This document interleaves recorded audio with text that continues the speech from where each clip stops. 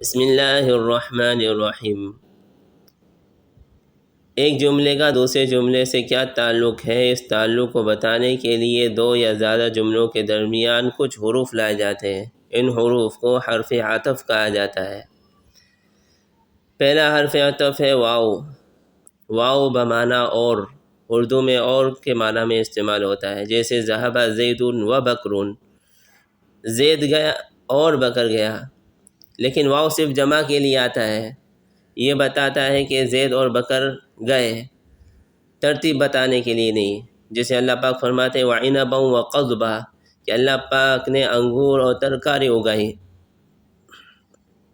دوسرا لفظ ہے حرف عطف میں فا۔ فا پھر کے معنی میں آتا ہے، ترتیب اور بغیر تاخیر کے، فوراً کے معنی بتلانے کے لیے آتا ہے، ترتیب کے لیے آتا ہے۔ جیسے ذہب زید فدخل بکر، زید گیا اس کے فوراً بعد بکر داخل ہوا۔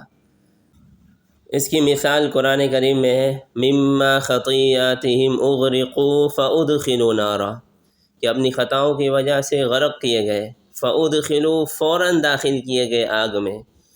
یہ آیت عذاب قبر پر بھی دلالت کرتی ہے۔ فا بمعنی فوراً۔ تیسرا حرف ہے ثم۔ ثم ترتیب بتانے کے لیے بھی آتا ہے، لیکن تاخیر کے ساتھ، کہ ایک کام کے بعد دوسرا کام ہوا ہے لیکن تاخیر کے ساتھ ہوا ہے۔ جیسے کہ دخل بکر ثم دخل زید، بکر داخل ہوا پھر اس کے بعد تاخیر سے زید داخل ہوا۔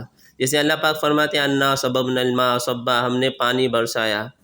ثم شققنا الارض شقا، پھر ہم نے زمین کو پھاڑا، پھر زمین کو پھاڑا۔ فانبتنا فیہا حبا، فا بمعنی فوراً، پھر فوراً اس سے دانے نکلے، وعنبا وقضبا، اور انگور نکلے اور ترکاری نکلی۔